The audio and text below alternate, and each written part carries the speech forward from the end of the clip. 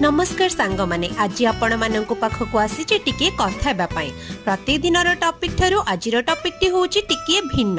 तो आजिर टॉपिक होची गोटे सुंदर गपटिए। तो आजिर टॉपिक होची कोन खुशी। खुशी कहिले आमे कोन बुझंती। तो आसंत जानिबा से खुशी विषय रे टिके। आजी मो भारी खुशी मो इच्छा पूर्ण होईछि।